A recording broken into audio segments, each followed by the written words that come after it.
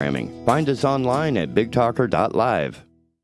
Teachers and parents, the North Carolina Symphony is here to support you as you carry on the education of your children and students. Take your kids on a free virtual field trip to the Symphony with a virtual education concert and companion student book. Go on a virtual journey to learn what makes music music, with music by William Grant Still, Beethoven, Brahms, and more. Access the free video and student book with password 1932 at ncsymphony.org/virtual. Folks, the sad truth of it is most of what we're seeing in the news cycle is just noise, and it's recycled noise at that. Nothing informative, nothing that actually helps us discern the times that we live in. That's why we started doing Heard Tell. Every morning right here on Big Talker Network, 7 a.m. with a replay at 3 p.m., we talk and discuss the issues of the day, culture and politics with knowledgeable guests, no yelling, no caterwauling, just grown folk talk about the issues that matter. Join me, Andrew Donaldson, every weekday morning for Heard Tell.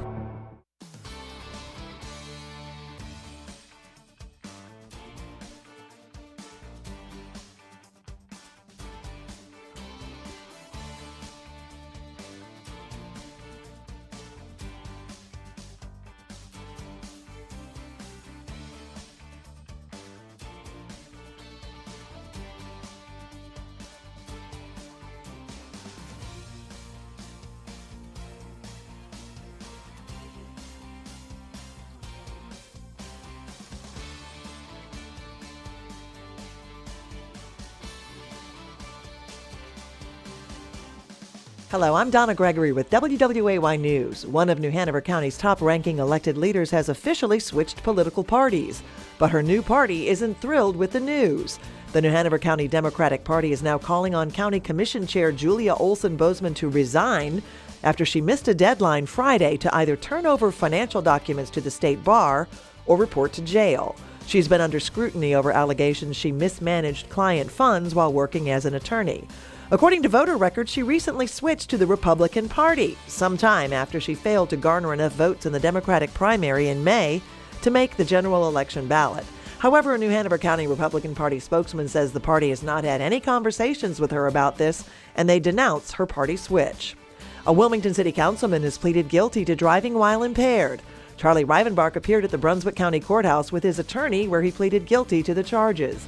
A judge accepted his plea and ordered Rivenbark to pay a fine of nearly $700. He was also sentenced to a year of unsupervised probation. Rivenbark was arrested in May while driving through Leland. His blood alcohol level was 0.11. The legal limit is 0.08. For these stories, hello, I'm Donna Gregory with WWAY News. One of New Hanover County's top-ranking elected leaders has officially switched political parties, but her new party isn't thrilled with the news. The New Hanover County Democratic Party is now calling on County Commission Chair Julia Olson-Bozeman to resign after she missed a deadline Friday to either turn over financial documents to the state bar or report to jail. She's been under scrutiny over allegations she mismanaged client funds while working as an attorney.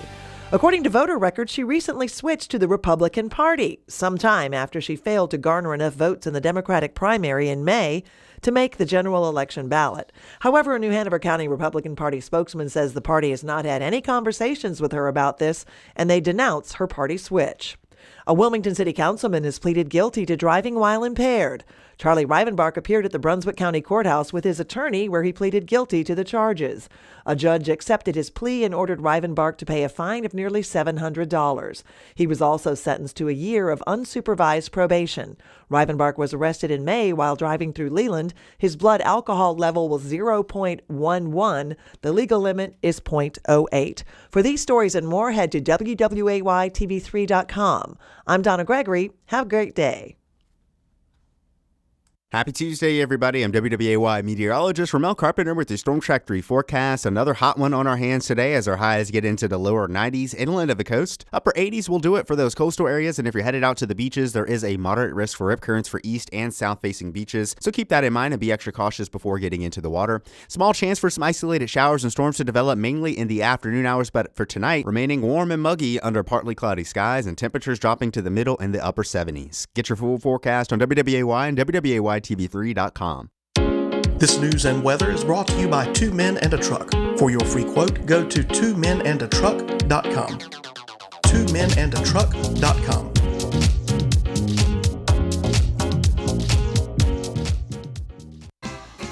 Folks, you must visit Angie's Fresh Produce. 4447 Long Beach Road, Southport. Beautiful fresh produce at a great price. Angie's has just about every vegetable you want. In-store shopping and pickup, and all wheelchair accessible. Call Angie's Fresh Produce at 910-477-9068.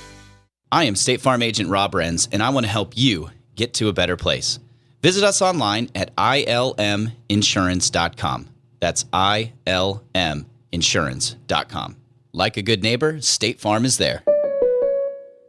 Jill, why don't you tell the class what you did this weekend? Well, my dad and I went in search of some magical minnows and found a zillion of them in the stream from our lookout rock. Then my sister and I escaped from an evil slug king and went back to my super twig fort for safety. Then we told stories till it got dark, and the Big Dipper led us all the way home. Wow. Where were you, Jill? We went to the forest. It's not that far away. Ask your parents to take you and your friends to the forest this week. It's closer than you think. Check out discovertheforest.org. Brought to you by the U.S. Forest Service and the Ad Council. Hey, and good morning, Eastern North Carolina. Yes, it's the Asylum. Welcome back. There it is. All right. Visit the website, bigtalker.live. I'm going to let you start doing that more often. Take it away. All right. Good morning, Eastern North Carolina. It's Tuesday, July 26th, and it is about 8:06 a.m. Eastern Time, and we are Big Talker Network. Thank you for being with us this morning. Boy, we have a fun Tuesday for you. I, first and foremost, though, just want to thank everybody for the support to this show. I am your female morning show host, the only one in Eastern North Carolina, and I'm going to wear that one with pride, I tell you. I'm excited, TK. Also, I want to talk to you guys about a couple of things this morning. We have a phenomenal show with us this morning. We have Richard Berman. He is with the RAM Foundation. We have Lindsay Corbett. She is the author of Gospel Glitter. And we have Barbara from Harlem. She is the author of Escaping Racism of Low Expectations. We have a phenomenal show this morning. But first and foremost, I wanted to talk to you guys about a couple things. I may end up doing a little rant this morning. It is 7 after the hour, and I have a little bit of time. But I usually do my Friday rants, and I think I may up it this morning to today. Today is, again, Tuesday, July 26th, and it is a hot day here in Eastern North Carolina. But I'm even hotter to trot. I'll tell you why. I was looking at Heritage Foundation's Daily Signal news alert this morning that came across my news desk. And you know how we have been talking here on the show since I started last Thursday. We have been talking about the lack of troop recruitment, especially in the Army. And I told you guys how my husband and I had experienced it literally at Fort Bragg about 2 weeks ago. We talked about it yesterday with Jonathan Emord, the author of The Authoritarians. And we talked about it on Friday, remembering everybody that's deployed and also highlighting our veterans. But I will tell you, the news headline this morning on the Daily Signal for the Heritage Foundation is the Army is falling dangerously short on recruitment. Here's what we can do about it. And the article hit a couple pieces, but these are the numbers I want you guys to hear this morning. The Army is falling far short of its 2022 target and strength, the maximum number of personnel permitted by Congress in each military service. A recent news report noted that the Army will fall about 10,000 soldiers short of its planned end strength for the fiscal year. The projected total force for this year is 466,400 soldiers, down from the expected 476,000. And next year, it could be even lower as 445,000. The Army is already its smallest since 1940, prior to World War II. What is that telling you? What is that saying to we as the American people? What is that saying? Do you guys miss the Trump tweets? Because I certainly do. They may have been mean, but we had a true commander-in-chief. We have a problem. When we, the American people, are going to get up and fight again, we have an issue here. We are no longer the superpower. And you know why? because we have taken patriotism.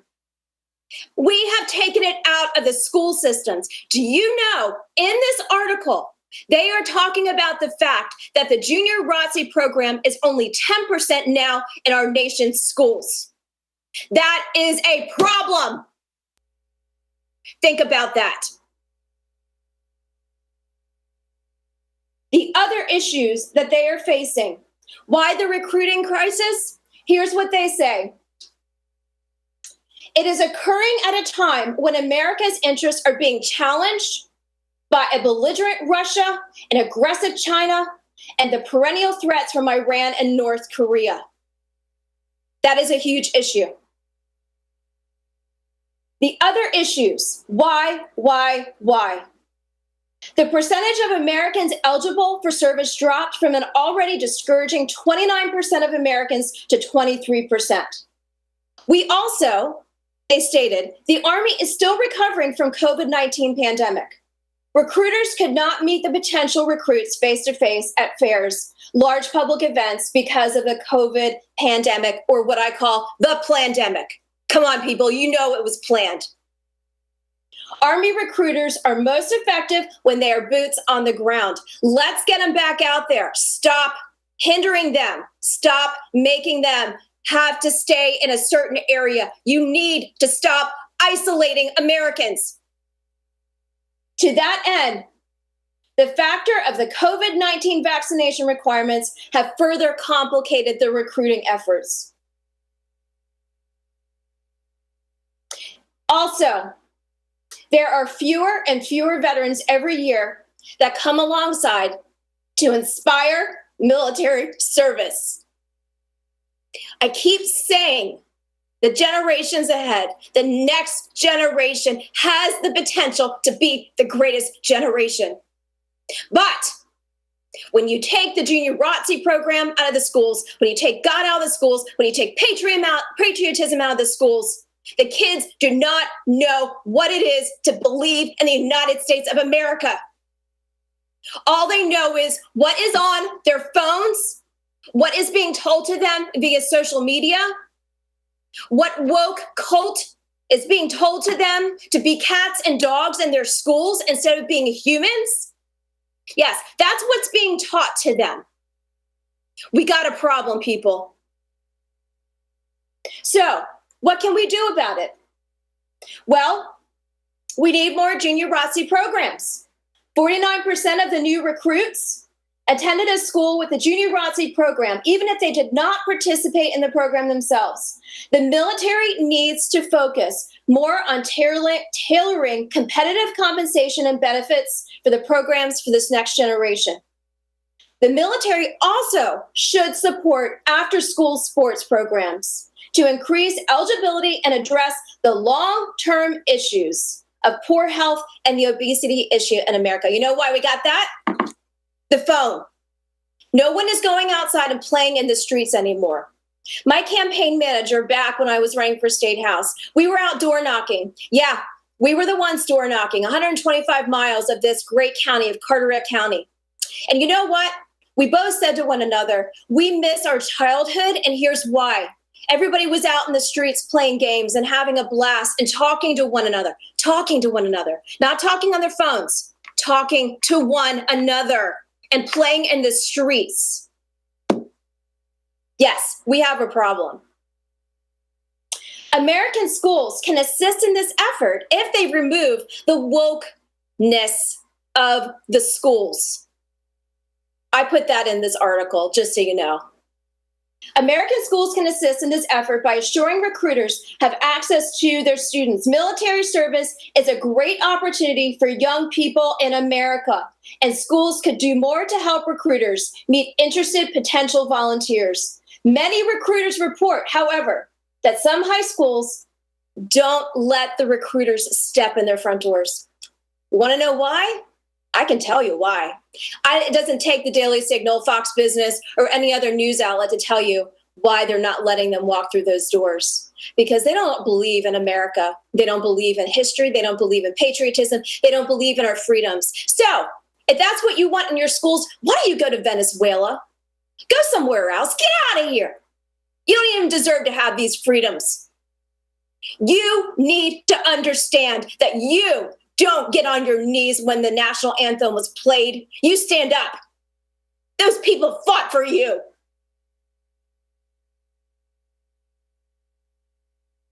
Finally, the article said, we must foster a culture that values military service, encourages our youth to join the service. Isn't that interesting? You know what DeSantis said at the Turning Point USA conference this weekend? He posted on his Twitter account, kids need to be taught what the true meaning of being an American is. And that's exactly it. They don't know what the true meaning of being an American is. Is it the fact that we are living in a culture and society where we just are addicted to our phones, watching the news, watching the TV, watching TikTok, which actually isn't even from America, you guys? You know that, right? Right? It's China. Everything's China. Everything we order is China. Have you guys bought anything made in the USA recently? Just, look at your labels. Look at your labels. I'm even convicted myself. I love clothes. You'll see all my favorite outfits. But you know what? They're not made here. What happened to the Made in America brand? What happened to our fighting force? What happened to saying the Pledge of Allegiance in our schools? What happened to prayer in the schools?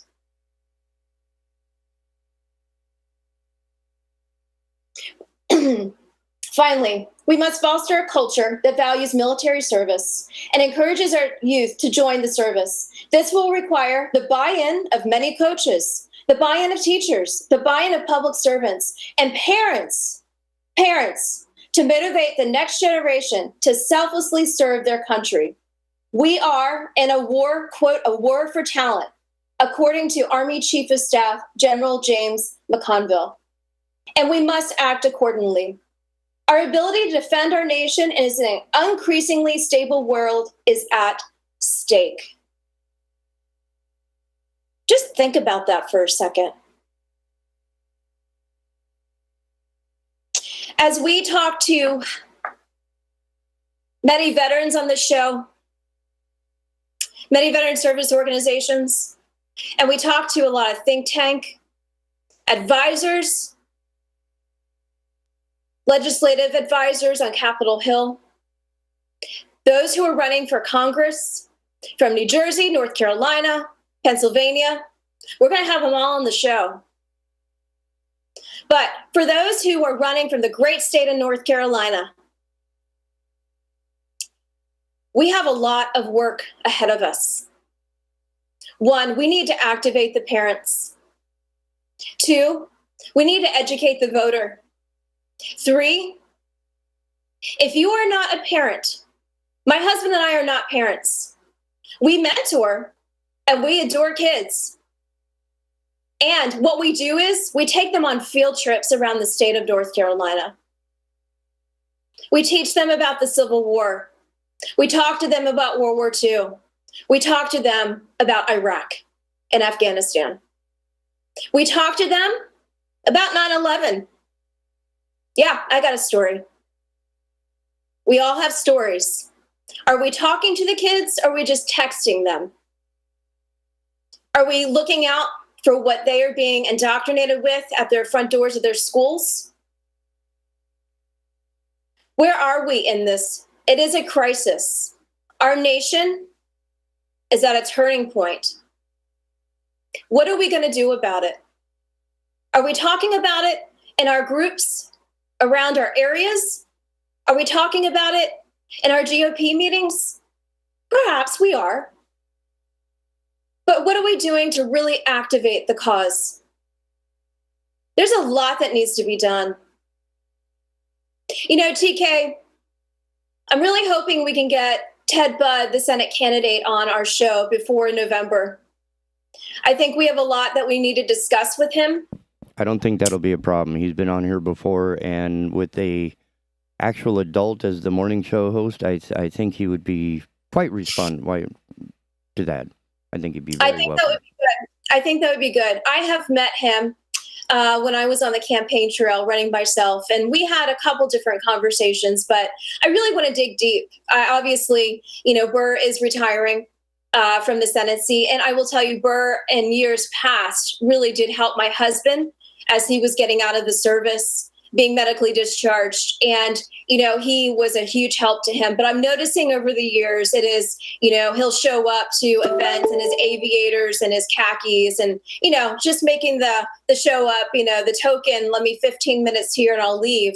But the investment in the state of North Carolina, the investment in a state that has Fort Bragg, that has Marine Corps Base, Camp Lejeune, it has Cherry Point Air Station and Bogue Airfield, and has many other aspects of the military and veteran aspect to the state.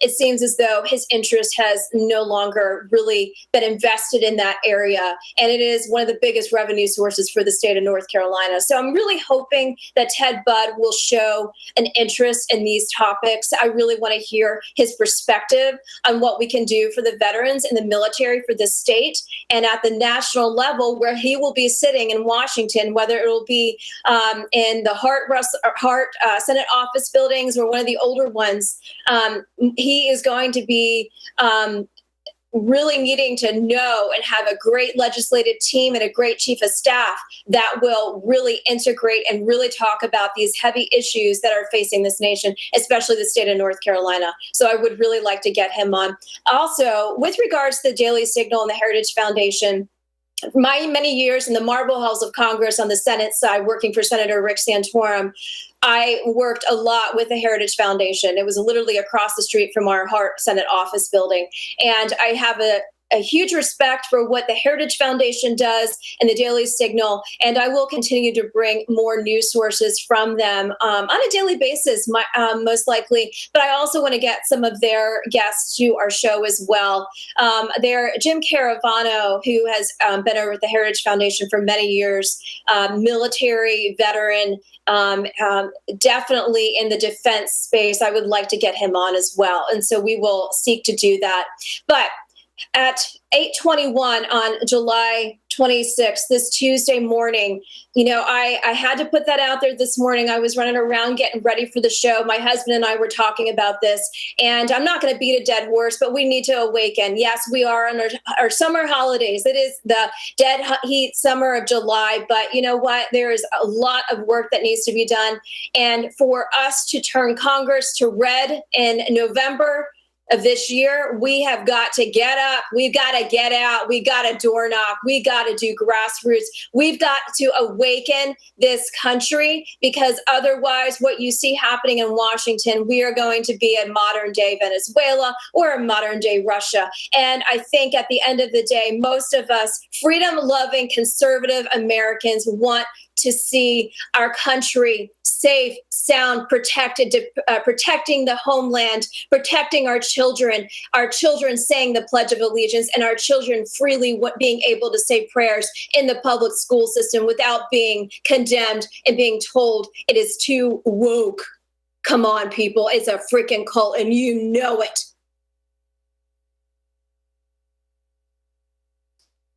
So, with that said, I want us to continue forward this morning with some powerful, powerful resources.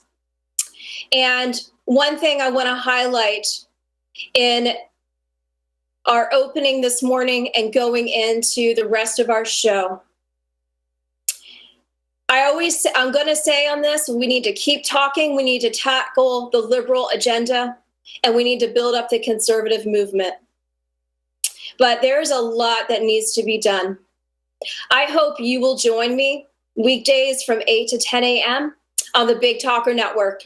What an honor it is to be here. What an honor it is. I get to serve Eastern North Carolina. Never did I think I would get to serve Eastern North Carolina in this manner. I thought I'd be up in Raleigh in the halls of the state legislature, but I'm glad I get to be here and I get to serve you. I get to speak freely. I get to love our country, and I get to love our citizens. At 24 past the hour, a couple other things I'd like to say. Yesterday, Hollywood lost an amazing man, Paul Sorvino.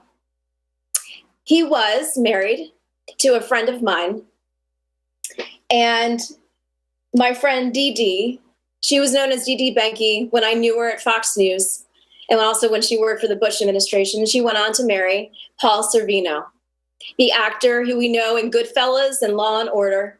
He passed yesterday at the age of 83. As they said in the Hollywood Reporter yesterday, Paul Sorvino, the burly character actor who made a career out of playing forceful types, most notably the cold-hearted mobster in Goodfellas, died at the age of 83. Sorvino, the father of Oscar-winning actress Mia Sorvino, died Monday of natural causes, said his wife Dee Dee. Our hearts are broken. There will never be a Paul Sorvino.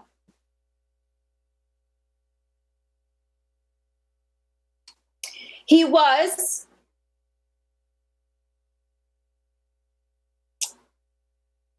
the love of Dee Dee's life and a great performer to ever grace the screen and the stage, she said.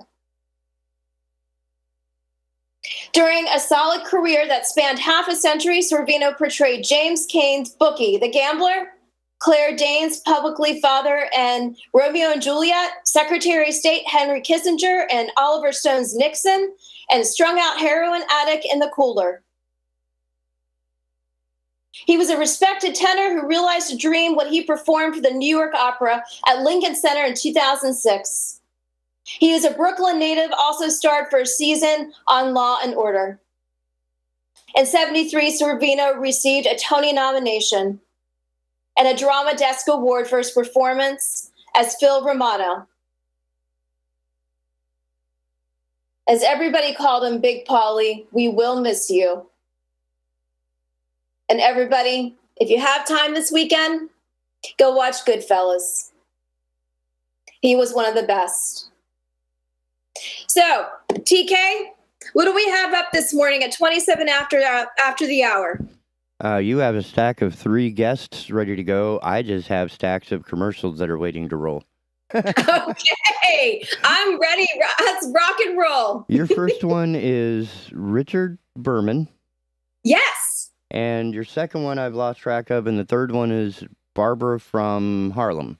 So that part I remembered. My brain, I'm running low on copy. Here in the break that you know where I'm going to be is over there by the French press.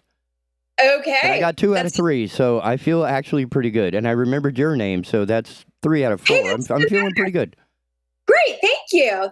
Yes, Richard Corbett. I'm looking forward to having him on. He's with the RAM Foundation. And then we have Lindsay Corbett, who's with SWISH, the ladies group that we had on. That's right. Last Okay. week. He's a book author. So she's going to talk to us about gospel glitter. And boy, do I love glitter. It makes a mess, but it's stunning at the end of it. And then we have Barbara from Harlem, who is a phenomenal book author. She, at the end of the day, she is a fierce warrior. She's on the New York City streets fighting for America.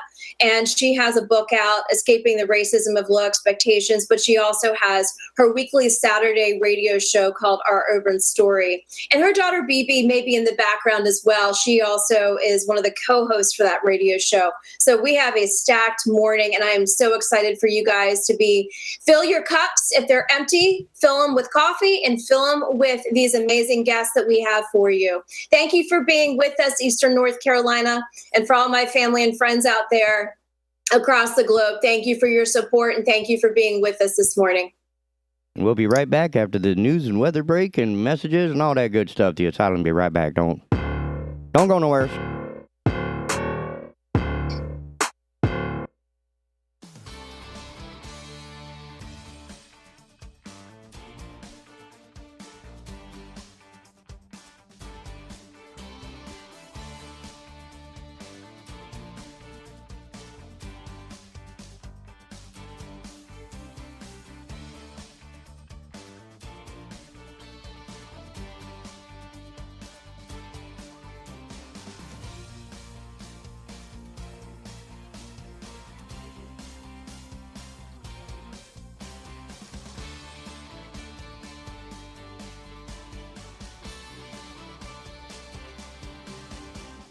Hello, I'm Donna Gregory with WWAY News. One of New Hanover County's top-ranking elected leaders has officially switched political parties, but her new party isn't thrilled with the news.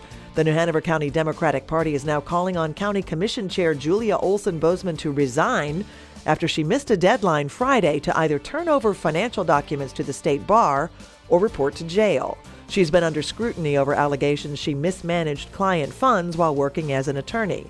According to voter records, she recently switched to the Republican Party sometime after she failed to garner enough votes in the Democratic primary in May to make the general election ballot.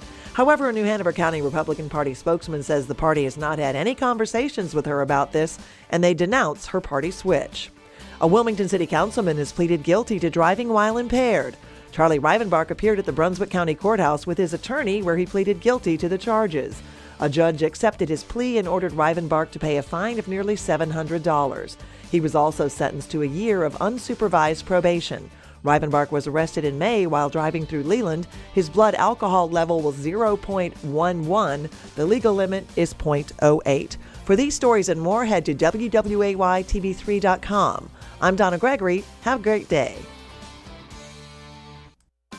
Happy Tuesday, everybody. I'm WWAY meteorologist Ramel Carpenter with the Storm Track 3 forecast. Another hot one on our hands today as our highs get into the lower 90s inland of the coast. Upper 80s will do it for those coastal areas, and if you're headed out to the beaches, there is a moderate risk for rip currents for east and south-facing beaches, so keep that in mind and be extra cautious before getting into the water. Small chance for some isolated showers and storms to develop mainly in the afternoon hours, but for tonight, remaining warm and muggy under partly cloudy skies and temperatures dropping to the middle and the upper 70s. Get your full forecast on WWAY and WWAYTV3.com. This news and weather is brought to you by Two Men and a Truck. For your free quote, go to twomenandatruck.com. twomenandatruck.com.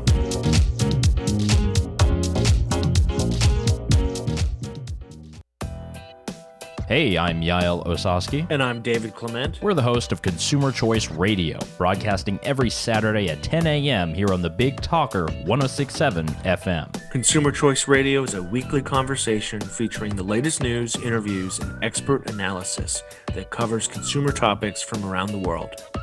ConsumerChoiceRadio.com.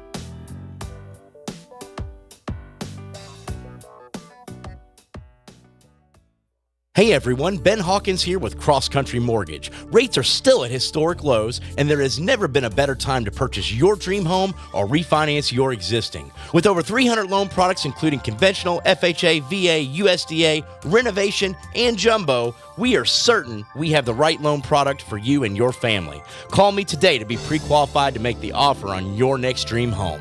910-352-3373 or visit my website at lendwithben.com. Enjoying Big Talker Network is as easy as asking for it. Program your digital home assistants such as Google Home, Alexa, and Siri to stream Big Talker Network content by simple voice command. Enjoy convenient hands-free access to program whenever you want, however you want by asking for Big Talker.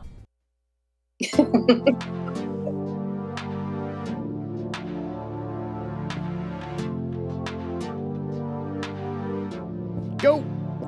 And good morning, Eastern North Carolina. It is 8:33 a.m. It is Tuesday, July the 26th, and this is Big Talker Network. I'm Eden Gordon-Hill, and I am so glad to have you here this morning.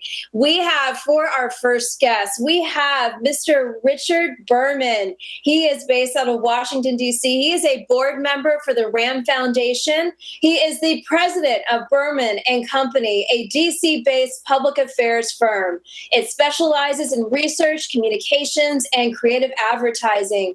Mr. Berman, thank you for being here this morning. It's so great to meet you. I've heard many great things about you. I'm looking for him myself. That's what's killing me. Oh, no. Where is he? I thought he was here. No, his invite is in place. I'm going to look up a phone number and see if we may need to go that way. His number is 70. Oh, no, yeah. Yeah. I just sent it to you. Let me just send it to you. Hold on. I apologize for that. The invitation was set up and ready, and hey, it's all good. I'll just keep talking about him while you call him. Yeah, because he's apparently experienced. Text this number. Just text me this number. So who's this? Tell me some more about him. So Berman has founded several leading nonprofit organizations known for their fact-based research and their aggressive communications campaigns.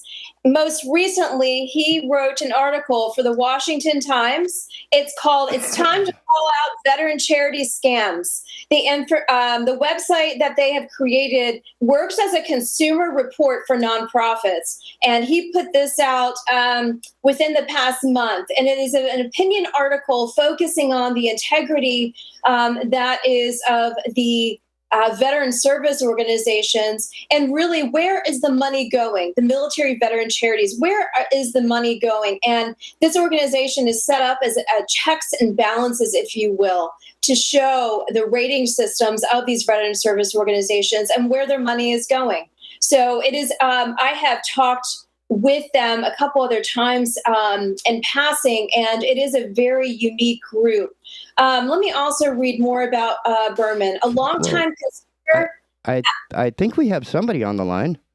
Mr. Berman? Yeah, I'm on the line, but I can hardly hear you. Oh, okay. I'll see if I can't make adjustments to that while we talk. Welcome to the show, sir. Thank you. Again, I can barely hear you. Hi, Mr. Berman. This is Eden Gordon Hill. Can you hear me? I can hear you now. Okay, great. Well, it's nice to have you. I appreciate Jenny Kiefhofer reaching out to me. She's a good friend, and she spoke very highly of you.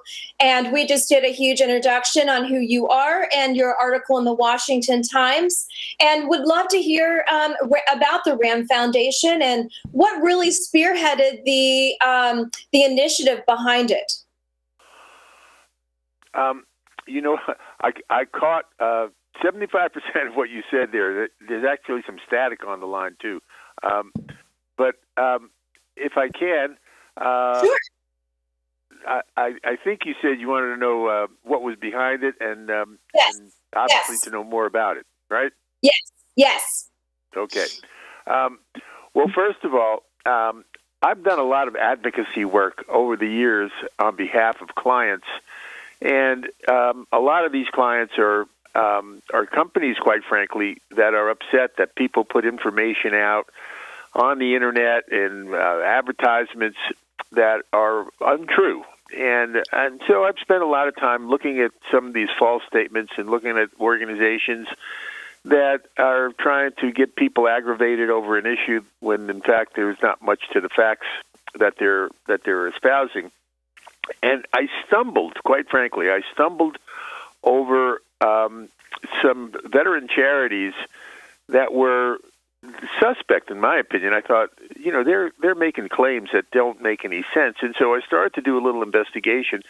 And what I couldn't believe was, number one, that there are literally hundreds of charities that suggest that they support military veterans and active military service members. And they claim to be doing things, and I thought there was no way that these people could be spending that kind of money, and at the same time we have so many people in need. Well, I don't want to make the story too long, but one thing led to another, and I decided that this was ridiculous, that people were spending hundreds of millions of dollars on some of these charities, and they weren't delivering what they promised.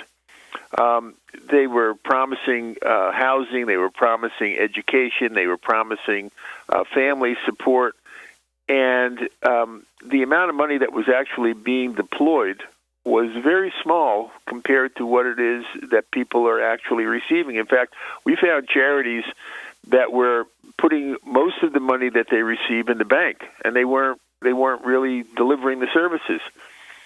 Well, at the end of the day, I put together a website, charitiesforvets.org or charitiesforvets.com. You can get there one of two ways. And on that site, there are just under 80 charities that are analyzed, and you can do comparisons between them. And more importantly, for the first time, you don't have to pay for this service. You can get some pretty hard analysis on our part. We're not very compromising. We call it like we see it. And now you can get as much information as you want on a charity for veterans as you can get on the internet to figure out what's the best lawnmower or what's the best toaster. And quite frankly, just in the matter of a few weeks, we've had well over 1 million people come to this website, and that's giving us a lot of encouragement that we can turn some of this around. Quite frankly, on the lower rated charities that we have on our website, there's about $1 billion annually going to some of these low rated charities. So there's real money involved here, and we intend to put a stop to it. Let me ask you this. I was looking at your background. You are president of Berman and Company, a DC-based public affairs firm, and you clearly have worked and founded several leading nonprofit organizations. What would you recommend to the leaders of some of these veteran service organizations that are low-rated and you see money really not being delivered, if you will? Have you set up a type of relationship, a collaboration to basically assist these organizations with what they are doing? Or what is the takeaway when it comes to you're letting the American people know this is what's going on with the charities for vets.org or .com. But then you also have, so what is the application going forward? Is there assistance to those VSOs? How does that look for you? What are you kind of implementing after that point? Well, since we've put this information out there, we've had several charities come to us and indicate to us that they intend to make some changes, which is great. I mean, I don't have a dog in this fight. I'm not in favor of one charity over another. So our rating system is on the website, and it's very transparent. If a charity is not recommended, it's very clear as to why they're not recommended. And the charities that are in that category can see where we believe that they are failing. Now, quite frankly, it's our opinion, but it's opinion that's based on some very, very significant facts. I haven't had anybody disagree with our rating system. And if they want to reform, they can see what they need to do in order to get into our recommended category or even into our highly recommended category. Those three categories. So I don't see any difficulty with people having some knowledge as to how they should reform. And quite frankly, some of this is due to fraud. There are some scams out in the charity area. I'm sure you're aware of that. But quite frankly, I think a lot of it is mismanagement. If in any walk of life, I don't care if you're running a restaurant or a dry cleaner, there are some people that don't know how to run a business. And in fact, that's true in the charity area as well. Some of these people shouldn't be running these charities, but they are, and they're collecting money. We have here with us Richard Berman today, and he is talking about charitiesforvets.org or .com. And we are talking about specifically the veteran and military charities that are not necessarily delivering on their promises. And there is there is a lot of money that's going out there that is not being designated for the appropriate aspects. Let me ask you this. You said you have about 80 charities analyzed on your website. You've had more than 1 million people visit the website, and you are highlighting that there is some fraud, there is some scams, and there also is just mismanagement of money. Can you also talk to, I don't want to put you on the spot with regards to specific VSOs or organizations out there, but, and obviously we can go to charitiesforvets.org, but with the fraud and the scams, are there warning signs, red flags that the American people, the retirees, the working class should be looking for as they want to continue to support those who are serving and those who have served? What are some of the red flags we need to be aware of in addition to the website that you have set up? Well, there aren't really a lot of red flags because you have to do some analysis of tax returns. You have to do an analysis of Attorney General's reports on fundraising. if somebody wants to do that sort of analysis, they've got a lot more time on their hands than most people do. The best way to do it is, if you think that there's a charity that you want to support, is go to this website.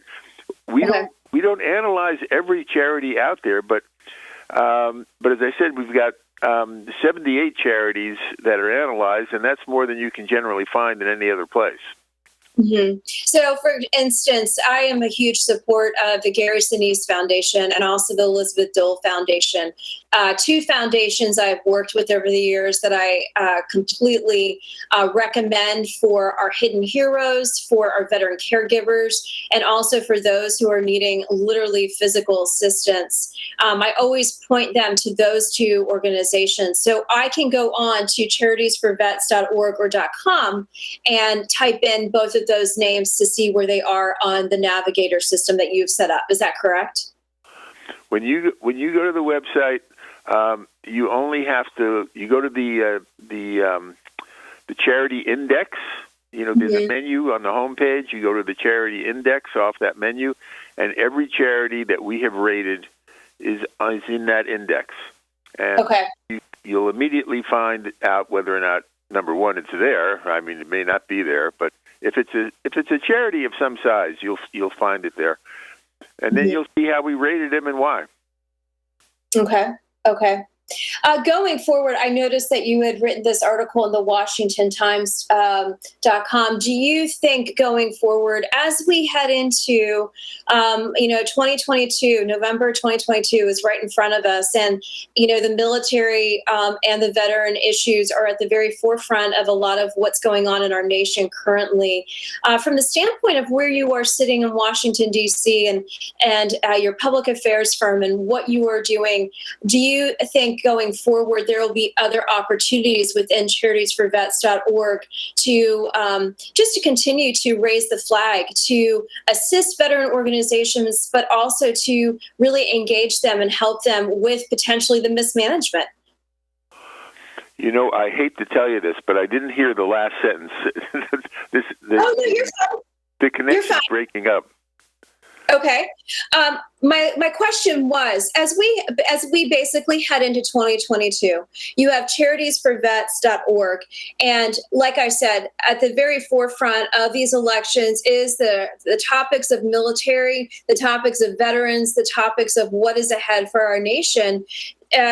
Do you see charitiesforvets.org really leading the way from the standpoint of the mismanagement and really helping these VSOs and other organizations really be the leaders that they are, but just assisting them with the mismanagement of funds, perhaps? Well, I can't predict the future, but I do know that there's a very big need for the type of information that we're putting out there. Look, we're not creating science. We're not creating facts. We're just analyzing what's already out there, and we're doing something that people don't normally do. We are also advertising them. We have 2 billboards up in Times Square. We are about to have 25 billboards around the country, and the only thing that those billboards are doing is asking people, if you're giving to a veteran charity, do you know where your money is going? And if they want to find out where their money's going, they can go to this website. Now, that may be considered leading the charge to correct some abuses, because most of the people who are concerned about veteran charities don't advertise their concerns. And we are on billboards, we are on television, we are on the internet, we're on your radio show, and this is the kind of outreach that is going to make a difference as more and more people understand that there's a place to go to. This is basically a consumer's report for veteran charities. And if you're familiar with Consumer Reports, you'd say, well, that's where you would go, except for the fact that you have to buy a subscription to it. But you don't have to buy a subscription to this website. It's there sitting on the internet. And if that's not enough to make people stand up and take notice, I don't know what will be. I mean, it's about as easy as it can get if you know how to turn on a computer. Right, right. No, I'm glad that you have put this together. In all the years of working on Capitol Hill and advocating for our veteran service organizations, advocating for our military and our veterans, this is a very big deal, because I know that you were probably in D.C. right after 9/11, as I was. And I remember seeing VSOs start popping up left and right after 9/11. And the discerning piece is, okay, who is actually popping up to really help this space, or are they just looking for money from the government and looking for a free hand? And so at the end of the day, it is the discerning piece, we as the American people who want to support and believe in our patriotism and believe in our military and our veterans. And that is where we come together to say, okay, this is a great consumer report for veteran charities where we can get involved. We can speak to our neighbors, talk to our neighbors in our backyard. We can connect and figure out what is the best way where we can give our additional dollars that will support and know that they're actually going to be delivered in the process that we would hope that they would. Richard Berman, I am so grateful for your work. I'm grateful that you kind of fell into this, as you said. I am grateful that you are raising awareness for our charitiesforvets.org and .com. I'm thankful that you're also raising the flag on fraud and scams, because, I hear it every day that many retirees especially are being called on the robocalls and getting calls, quote, from the IRS with all these scams and frauds. And I'm grateful that you are the consumer report for the veteran charity space, because we need that. We want to honor them the best way possible. And you have facilitated this opportunity for the American people to continue doing so, knowing that their dollars are going to the best place possible. So I am thankful for that. Are there any other aspects to charitiesforvets.org that you would like to recommend to the consumer as we head into the fall, as we're heading it back to school, as many things are coming down the pike? Is there any other recommendations you'd like to give to the consumer out there on charitiesforvets.org before we go into our break? Well, this will sound self-serving, but I mentioned that we're trying to redirect a lot of money. I mean, I don't want people to stop giving to veteran charities. I just want to redirect their money from the bad ones to the good ones.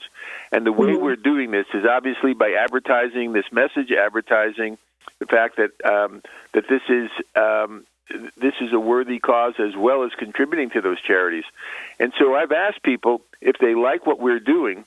When they go to that website, they can see a way that they can help us. Because for every dollar that somebody contributes to what we're doing, we can reach more people with the message, and in doing so, we end up redirecting more money from people that don't know any better, but they will know better once they understand that this website exists. So, on one hand, we're doing great work. On the other hand, if nobody knows it's out there, it's not really going to do much good. Right. So I suppose that's an advertisement for our work, but perhaps some people would want to help us, and that's going to make a bigger difference than almost anything else they could do. Right. No, I completely agree. One thing that you had mentioned from the publicity standpoint, and I run my own business, my own public relations business, LLC. And, when you said the billboard aspect and the advertising and doing 25 more around the country and those in Times Square, that is really going to raise the awareness as well. And I think that's really important. And I love the fact that you're doing that in Times Square. One thing I absolutely love being about, and that I'm based in the great state of North Carolina, and I'm surrounded by Camp Lejeune and Fort Bragg and Cherry Point. And so this area has Hope for the Warriors in its backyard. It has the USO. It has the Museum of the Marine for Jacksonville here. And then we also know that the Gary Sinise Foundation has moved to Nashville, Tennessee area. And then we have Elizabeth Dole, which is in DC. So, all of that whole area, I would definitely recommend you guys also doing some billboards in this space, because it's a heavily veteran space, and it's just I think it would be ideal for you getting your word out, and just raising that bar and raising that awareness, and just knowing that I live, breathe, and eat the veteran space and the military space here, being a veteran caregiver and a veteran spouse in this area. So I applaud you guys for raising that flag and redirecting the money, helping charityforvets.org. Mr. Berman, thank you so much for being here this morning. Thank you for what you're doing for our nation, and thank you for all that you have done in service to our nation in Washington, D.C. We appreciate you.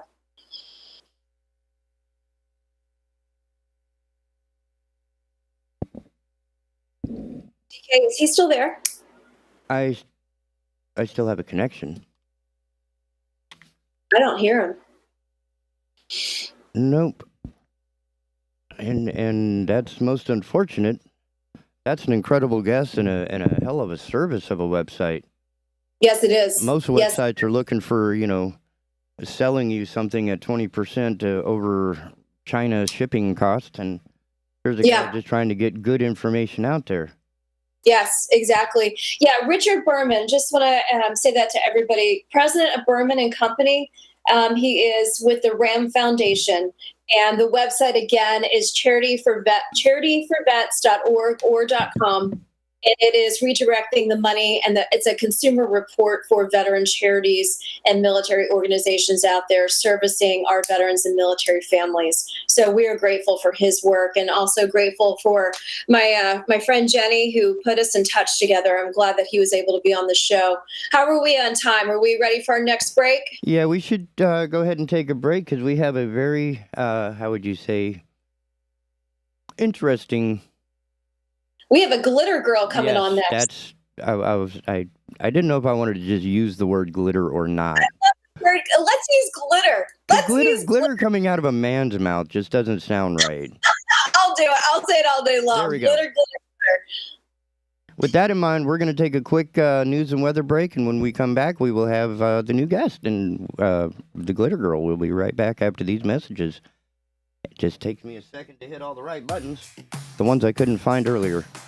Hey, TK. Yeah, stand by, and here we go. You're tuned in to the Big Talker Network, Wilmington, North Carolina's premier internet station for news and talk radio programming. Find us online at bigtalker.live. Listen to Tom Goolsby on The Chad Adams Show. People with common sense know that the entire theory of socialism is one big lie. The Big Talker 106.7 FM.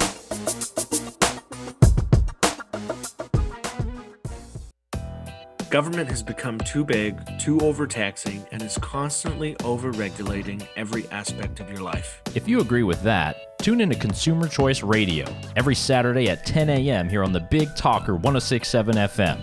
With me, Yael Osowski. And me, David Clement. For an hour, you'll get expert analysis on what the government is sinking its teeth into next, and how you, as a consumer, can push back.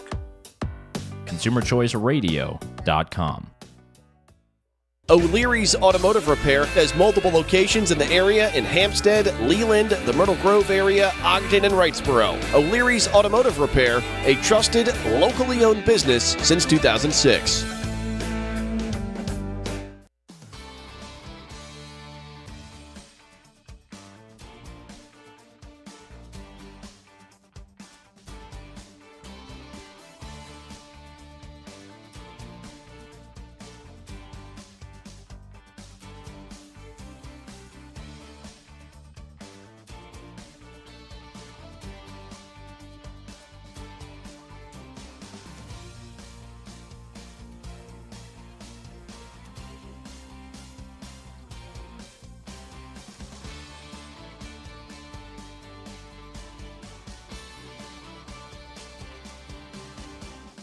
Hello, I'm Donna Gregory with WWAY News. One of New Hanover County's top-ranking elected leaders has officially switched political parties, but her new party isn't thrilled with the news.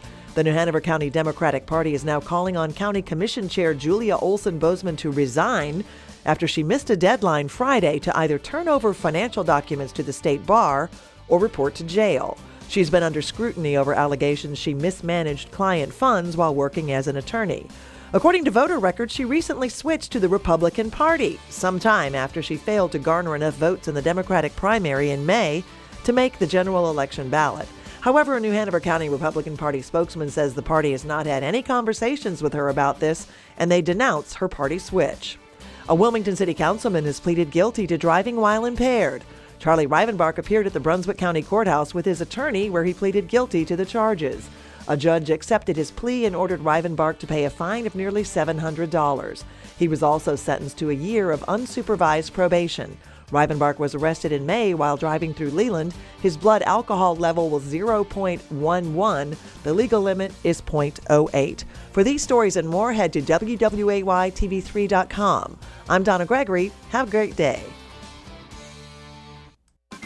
Happy Tuesday, everybody. I'm WWAY meteorologist Ramel Carpenter with the Storm Track 3 forecast. Another hot one on our hands today as our highs get into the lower 90s inland of the coast. Upper 80s will do it for those coastal areas, and if you're headed out to the beaches, there is a moderate risk for rip currents for east and south-facing beaches, so keep that in mind and be extra cautious before getting into the water. Small chance for some isolated showers and storms to develop mainly in the afternoon hours, but for tonight, remaining warm and muggy under partly cloudy skies and temperatures dropping to the middle and the upper 70s. Get your full forecast on WWAY and WWAYTV3.com.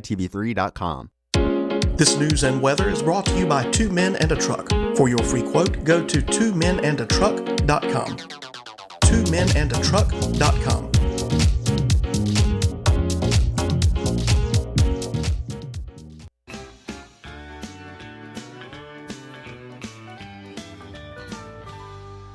Marine Service Pro and the Tackle Box Seafood, located at 8210 River Road, Southport, is open Monday through Friday, 8 to 5, with the Tackle Box open Monday through Saturday, 7 to 6. Marine Service Pro is a full Suzuki and Tohatsu dealership. They deal in pre-owned boats, full service and repair, with certified technicians in all engines, and fiberglass specialists. The Tackle Box offers fresh, local seafood, live bait, a tackle shop, and fish packing and shipping. They also offer a full-service U-Haul dealership. Spend time with Leon or Jenny for one-stop shopping at Marine Service Pro and the Tackle Box Seafood, 8210 River Road, Southport. Enjoying Big Talker Network is as easy as asking for it. Program your digital home assistants such as Google Home, Alexa, and Siri to stream Big Talker Network content by simple voice command. Enjoy convenient hands-free access to the program whenever you want, however you want, by asking for Big Talker. Female host here in Eastern North Carolina. Today is Tuesday, July the 26th. We are on Big Talker Network, and I have the honor and the privilege to introduce you to another North Carolina woman, female leader, author, speaker, and just powerhouse. Her name is Lindsay Corbett. She was raised in Eastern North Carolina, and she is from the Middlesex area of North Carolina, and she is the author of Gospel Glitter. Oh, I had to say that. I just love Gospel Glitter. Lindsay, welcome this morning. How are you? I'm great. I'm happy to be here. Oh, we're so glad to have you. So, just for the audience out there who may have a chance to listen later or who are listening now, Lindsay and I were connected through the amazing ladies at Encounter 61 who were on with us last week. And Lindsay will be the keynote speaker for Encounter 61's SWISH event for women on Saturday, August 27th. It is an all-day event for women, and Lindsay will be speaking there, and she'll be talking about Gospel Glitter. Okay, Lindsay, tell me about Gospel Glitter. I love the title. So Gospel Glitter was a God idea. It woke me up in the night. I sat up. My husband was probably snoring at this point. And I was like, Gospel Glitter. And he was like, what is wrong with you? And I was like, God has just given me the title to a book that he has birthed in me. And he was like, okay, that's kind of catchy. I like it. And so I guess you can say the male version might be Gospel Grit. But so it's really just been birthed out of a calling. So in 2020, when the world was going nuts, I was working as a full-time nurse practice manager with UNC hospitals, and I was at an outpatient facility, and COVID was just beginning, and I began to pray for my staff and for our office, and I asked the Lord, what would he have me do? And as I was praying, I saw glitter. And I was like, God, you know I love some glitter, but what does that have to do with the gospel or you or Jesus or any of that? And he was like, you just need to be the light. And so in Matthew chapter 5, verse 14, it talks about being the light in the darkness. And that's just something that as Christians we can do. We can share hope, we can share our faith, and we can share to others that through this darkness, through this dark time, that we are to be the light. And so little did I know, but God also directed me to quit my full-time great job and begin the journey of a stay-at-home mother. And then he birthed the book title and all that. And it's been just going full force ever since. God's taken me all over the North Carolina to speak and share my testimony and birth this book. And it's been published, and it's available on Amazon, Target, Barnes & Noble, Walmart.com, and more, even some local bookstores. So there's something, that's great. There's something I noticed in the introduction and your question, the opening line, and I want to kind of dig in a little bit here. Have you ever felt sad, heartbroken, lonely, depressed, angry, bitter, and felt guilty about it because you are a Christian? And you talk about the fluctuating emotional circumstances, and you talk about the survival mode. And you also talk about what it means to be physically, mentally, or even spiritually surviving. What got you to that point? Why? That's a heavy opening, and clearly something brought you to that point. What was it? So, I'm not that old. I'm in my mid-30s. I'll say mid upper 30s. But anyways, in my lifetime, just since my husband and I got married back in 2009, we began this journey of wanting to become parents and starting a family. And we were serving in our church. We were outspoken Christians. We were living for God. We were checking off all the religious boxes, so to speak. And then heartache came to our family because we just went through a lot of loss during this time. We ended up, in a span of about 1.5, 2 years, we ended up having 4 miscarriages, with each pregnancy lasting longer than the previous. And it just almost broke us mentally, physically, emotionally. I went through a lot of trauma, especially even physical, because I had to have multiple procedures. I saw multiple providers. No doctors had any answers. And so it just really rocked our faith. And so as Christians, sometimes we're really good about putting on a mask and acting like we got it all together. And especially if you're in a church. And so the Lord began to deal with me about my emotions. And so I realized that through this, that the only way I could stay anchored to hope and truth was through his word. And so each chapter of this book is titled An Emotion. And so I talk about how God got me through that. And not that I had mastered it at the time, because really this was more or less journal entries that I did for my own self-coping and self-healing skills back then. And so then the Lord began to direct me and, to different scriptures in the Bible. And so what I would do is I would hold on to those scriptures when I was feeling brokenhearted. Not only that, in our journey, we talk a lot about the loss of our parents. We both lost a parent suddenly and tragically. And then I also lost grandparent. And it was just a really rough, short span of time in a very impressionable season of my life. I did end up experiencing a miraculous moment in my life when I was able to conceive a son in 2013. And then a surprise, 2015 surprised my daughter. and they are both happy and healthy, and praise God for that miracle. So I wanted to just give hope for anyone out there, as a mom, as a daughter of God, as a child of God, as a man as well, that there is hope through Jesus Christ, and we can cling to his word to get us through some of the darkest times in our life. Yes, wow, that is a very powerful journey, and you are right. I would say this, just being very transparent. Gospel Glitter by Lindsay Corbett. She is here with us this morning. She is a book author, a powerful woman of God, a speaker, and she's from the North Carolina area. Lindsay, as I'm sitting here, I think your book could really be well served for the mental health community as well. I have seen and I've noticed in the past couple years, you even said yourself during, the COVID, and you were, a nurse during that time period. I've seen such a decline in the mental state of the communities. People are just so isolated and so afraid to look at one another and even just share a simple smile and hold the door and say thank you.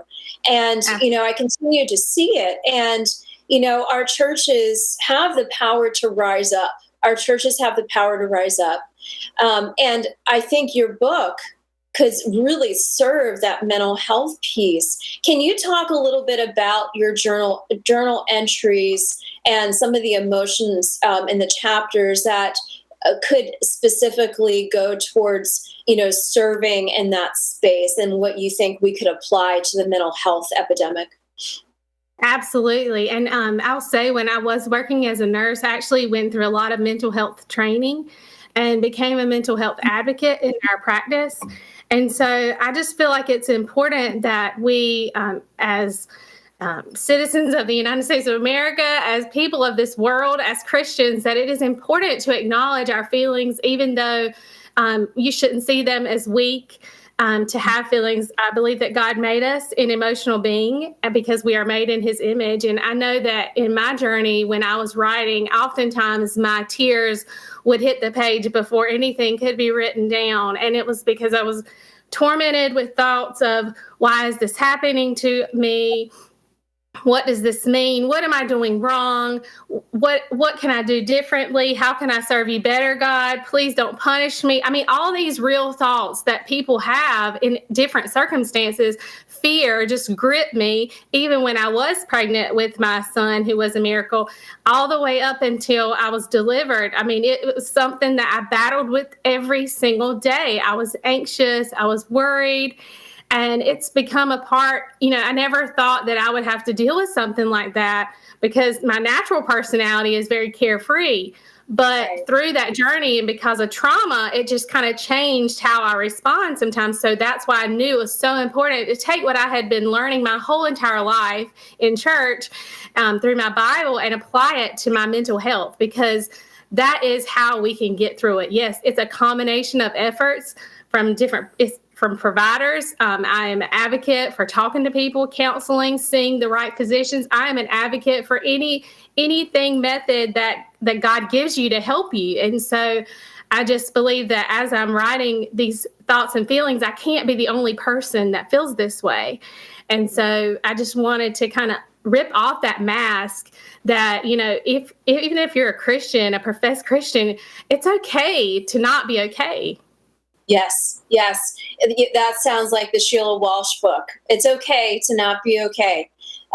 She is an amazing author like yourself. And her book came out before 2020. And I felt myself being drawn to her book because we as a society live in such a comparison mentality. We're always looking to the social. We're always comparing ourselves. Well, she did that. I can do that. She looks like that. I can look like that. I want to look like that. And it's always, you always feel like you are always being compared to, and it's just never good enough. And I always found myself looking to her book. And one thing you touched upon, the anxiety piece. We live in a very anxiety-driven world, unfortunately. And what are some of the steps that you took and that we could say to the audience and how to apply them just for that, taking even one step towards removing that anxiety token that continues to plague. What are your thoughts on that? For me personally, I had to learn how to unplug. And so what that meant for me is to kind of shield myself because, there's a little song that we used to sing as children, be careful little ears what you hear, be careful little eyes what you see. It is so true. It impacts your mental health. And so what I've learned is that social media sometimes can be the very thing that triggers people with comparison and emotional distress. And so for me, there were seasons where I would fast social media, that I would say, you know what, I'm going to take a break. I don't need to look at every friend that I have that's pregnant right now. I don't need to look at everybody's highlight reel where they've got everything looks great in their life. I need to focus more time in God's word. And so my first thing would be is to take that time that you would normally use to do hobbies or so forth, or listen or watch TV, because let's be real, that everything is fear propaganda. And so if we could take that time and utilize it in our prayer time, or go on a nature walk and talk to God, have a relationship with him, ask him, say, what do you think about this, God? And allow him to speak to you, because I do believe he speaks to each of us in a way that we will understand. And so through his word as well. And so for me, it was kind of oftentimes turning down the volume on what was in the world and what was going on around me, and turning up the volume in what God had to say about it. Mm-hmm. One thing that I really like, again, we have Lindsay Corbett with us here this morning. She is the author of Gospel Glitter. If that doesn't make you get up and go to Amazon and buy it right now, I don't know what will. That title is just so much fun in many ways. And I love the book cover. It's absolutely done beautiful. But one thing that, Lindsay, you were saying to us this morning, we are talking about all aspects, and you were going to be speaking at the SWISH Women's Conference and Teen Conference, August 27th at Encounter 61.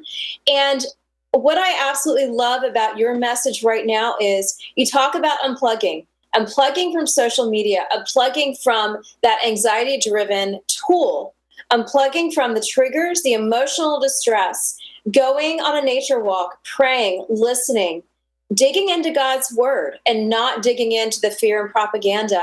I feel like I believe we are faced right now with teenagers who are trying to figure out what their identity is.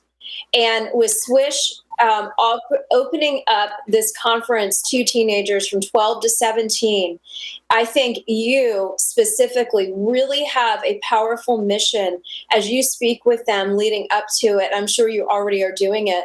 But can you talk a little bit more to the teenage effect of what is facing our young teenagers, especially women, as we are focusing on these topics?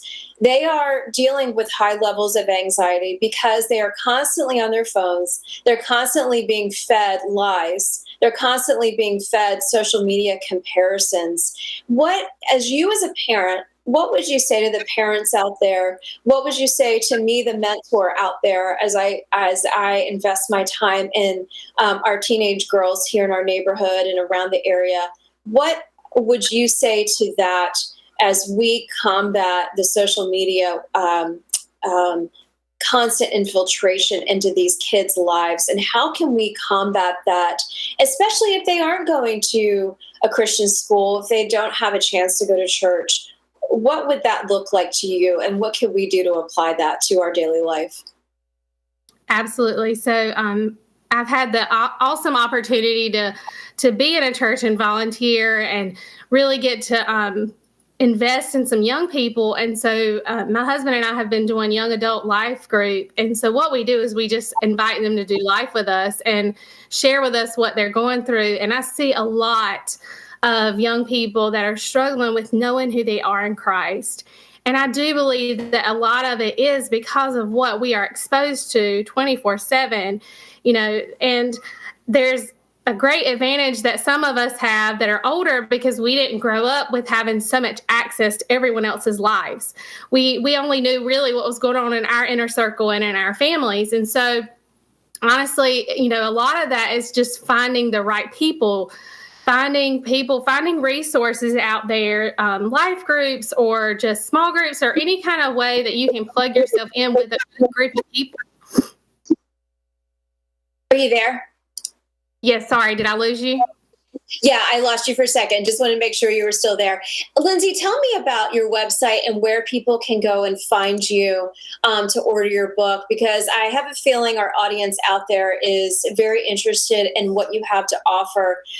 Where can they find you on social and your website? Yes, so my website is www.gospelglitter.com. And so it's kind of under construction at the moment, but you can look at it and see, and there's a link tree that's it's posted under all my social media. And so I have Facebook, a page called Gospel Glitter. I have an Instagram, gospel.glitter. I have a TikTok that's kind of my personal that I've been using to help encourage as well. And that's just under my name, Lindsay Stone Corbett. And then I have a Twitter account as well for Gospel Glitter. I just wanted to get every avenue for every generation that uses social media to connect with you, to share with you what's on my heart, to give you doses of God's word, to infiltrate the social media world with God's word and not just everybody's life. No, I love that. I'm looking at your social right now. Tell me something. I see that you do a Mom's Minute. What is that about? Tell me a little bit about the Mom's Minute and what your ministry is to women, young moms. Yes, so I found my life being very busy. So I didn't share this earlier, but my son has been diagnosed with moderate to severe autism spectrum disorder. So he is special needs. And so he's 8 and my daughter is 6. And so I don't have a lot of time for myself. And so a lot of times I find myself on the road, taking children back and forth to school or therapy. And I was like, God, why am I spending so much time in my car? And he was like, because you need to talk to me. And maybe this is the only way I can stop you and slow you down to talk to me. And so I was like, wow, what a profound moment. And I was like, let me give a mom a minute of God's truth, a minute of God's word, and encourage them and let them know, like, you don't have to have it all together. Just spend a minute with God. His word is so powerful. It can transform you in just 60 seconds. And so my motto is where God's word can change you in 60 seconds or less. Oh, I love that. I love that. Are you doing that just on Wednesdays or are you doing it daily? I started out doing it daily and I was like, I got overwhelmed pretty quickly. And I was like, I felt like maybe Wednesdays was the best day of the week, the middle of the week, get us over the hump of the week. And so I've started doing it every Wednesday, try to post around 6:30 at night. And so I'm hoping that more and more women will see this, more and more moms will be encouraged. I love the fact that you are doing this. Let's talk a little bit about SWISH in August. Kind of lead us up to how you got integrated with SWISH, these amazing women, and tell me about what you're going to be bringing to the table that day. Full disclosure, I'm planning on attending. I'm hoping I can kick off these deals and come and join you guys. And I'd love to bring probably a couple teenage girls that I absolutely adore with me. So that's my game plan. But could you give me and give our audience a sneak preview as to what you're going to be talking to? Absolutely. And so I have a great friend, Dana Easton Braswell, and she actually went to high school together. And so she had seen my post about Gospel Glitter and what I was doing. And she had been really encouraging to me at times. And so she reached out to me about her event. And I said, I would love to come and be a part of that. And so I said, I began to pray about, God, what would you have for me to say to these women? And so it's amazing how God speaks to me in the most awkward and random times. But as I was sitting there, I was like, I saw a crown and I was like, oh, this is it. You are crowning these women with confidence that they can do what you have called them to do. And so my theme is going to be crowned with confidence as women of God, as children of God, as young adults, as young ladies, as teenagers. You are crowned with confidence from your Creator. You are a child of the Most High King. And so you are of a royal priesthood and a royal bloodline. And just wanted to let you know that you are God's child. And so you are crowned with confidence. And I'm going to talk a lot about that in August. Oh, Lindsay, that's amazing. I think in the surroundings that we are in this culture and time, and having the power and the strength to speak up in the public square and talk about our faith in this public square, I think we do not hear enough that we are crowned, like you said. And it also is very similar to Esther, the book of Esther, and her powerful story. And I think that is for such a time as this. That is what we are, you, Lindsay Corbett, and Gospel Glitter, and SWISH, and all the other women's groups around the Eastern North Carolina area and around our nation, who are really wanting to connect, to empower, to really establish relationships again that really kind of got put to the wayside because of everything happening, and trying to push past that. And I think that is just an amazing thing that you are on. Where else are you going to be going, Lindsay, that we could potentially see you, hear you, watch you speak? Do you have other bookings coming up in the fall and next year? Absolutely. So my next event coming up is August the 13th. I will be at Sanctuary Girl, which is a brand new store at Crabtree Valley Mall. It's a Christian store. I will be there on August 13th, sharing like a little bit about me and doing a book signing. And then I will be at SWISH on August 27th. And then I will be at WHIG-TV, which is a Nash County kind of Rocky Mount based television program. I will be there in October. I think it's October the 8th. And then also in August, sometime in August this month, I will be in Georgia at a television station there, just sharing my story a little bit and inviting people to come and join me on this journey of learning to shine in the darkness and being like glitter and getting everywhere all over the world. May I ask you that station in Georgia? Because I know a lot of different TV stations. Are you going to be on the Christian station, WATC Atlanta Live?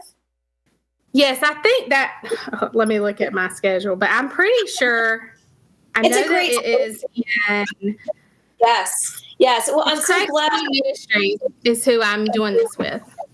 Oh, okay. Wonderful.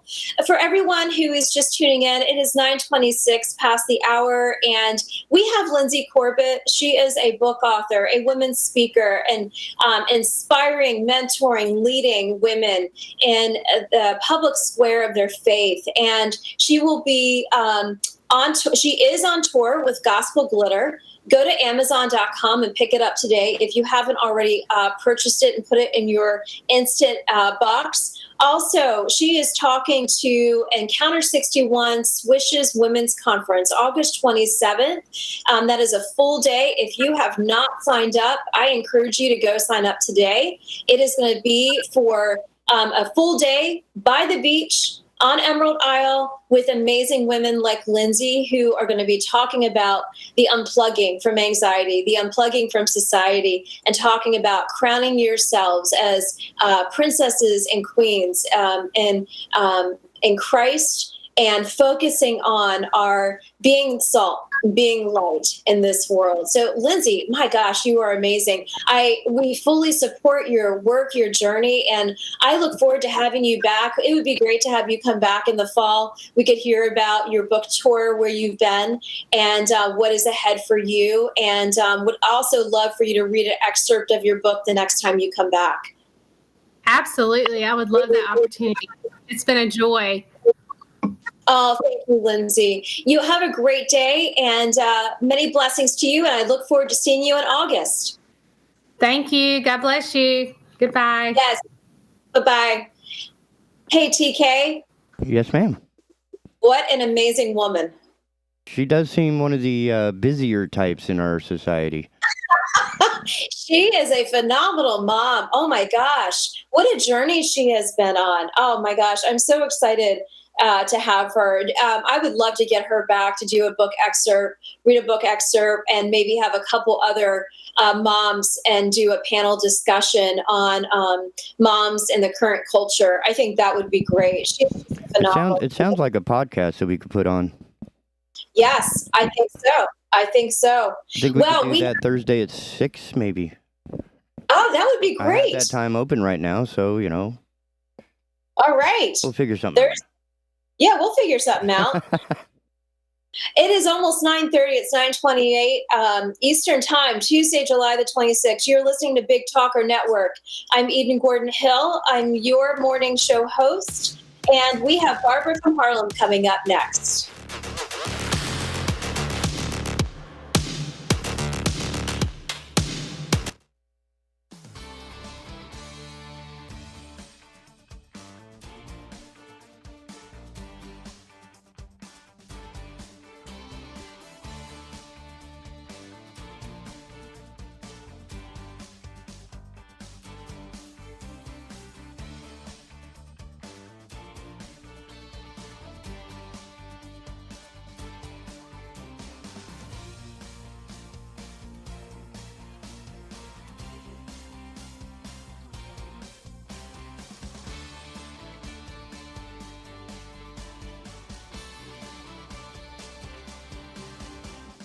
Hello, I'm Donna Gregory with WWAY News. One of New Hanover County's top-ranking elected leaders has officially switched political parties, but her new party isn't thrilled with the news. The New Hanover County Democratic Party is now calling on County Commission Chair Julia Olson-Bozeman to resign after she missed a deadline Friday to either turn over financial documents to the state bar or report to jail. She's been under scrutiny over allegations she mismanaged client funds while working as an attorney. According to voter records, she recently switched to the Republican Party sometime after she failed to garner enough votes in the Democratic primary in May to make the general election ballot. However, a New Hanover County Republican Party spokesman says the party has not had any conversations with her about this, and they denounce her party switch. A Wilmington City Councilman has pleaded guilty to driving while impaired. Charlie Rivenbark appeared at the Brunswick County Courthouse with his attorney, where he pleaded guilty to the charges. A judge accepted his plea and ordered Rivenbark to pay a fine of nearly $700. He was also sentenced to a year of unsupervised probation. Rivenbark was arrested in May while driving through Leland. His blood alcohol level was 0.11. The legal limit is 0.08. For these stories and more, head to WWAYTV3.com. I'm Donna Gregory. Have a great day. Happy Tuesday, everybody. I'm WWAY meteorologist Ramel Carpenter with the Storm Track 3 forecast. Another hot one on our hands today as our highs get into the lower 90s inland of the coast. Upper 80s will do it for those coastal areas, and if you're headed out to the beaches, there is a moderate risk for rip currents for east and south-facing beaches, so keep that in mind and be extra cautious before getting into the water. Small chance for some isolated showers and storms to develop mainly in the afternoon hours, but for tonight, remaining warm and muggy under partly cloudy skies and temperatures dropping to the middle and the upper 70s. Get your full forecast on WWAY and WWAYTV3.com. This news and weather is brought to you by 2 Men and a Truck. For your free quote, go to 2menandatruck.com. 2menandatruck.com.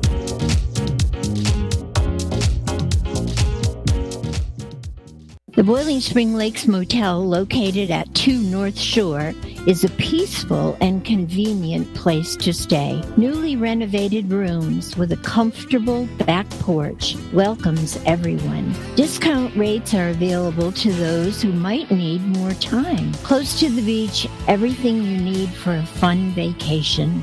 Call Stephanie at 910-845-2893. Boiling Spring Lakes Motel. The Wilmington Cape Fear Home Builders Association serves as the advocate for the building industry, advancing professionalism and promoting community involvement. We are a positive force for responsible growth while protecting property rights and the privilege of home ownership. 3 out of every 5 jobs is touched in some manner by construction in our region. Growth generates jobs, maintains our property values, and builds and updates our infrastructure. Join us Friday mornings for the Construction Connection with the Wilmington Cape Fear Home Builders Association and the Big Talker FM. Enjoying Big Talker Network is as easy as asking for it. Program your digital home assistants such as Google Home, Alexa, and Siri to stream Big Talker Network content by simple voice command. Enjoy convenient hands-free access to program whenever you want, however you want, by asking for Big Talker. Hey, welcome back to the Asylum, your refuge in a world gone mad, right here on the BigTalker.live. Give us just a moment. We're bringing in our latest guest, and we should be... I know we have Miss Gordon Hill on the line with us. You're here, right? Yes, I'm here. Nice, and I believe we have Miss your guest happening here. Okay.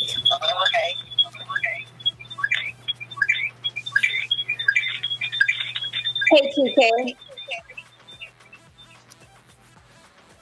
Okay, we have your guest.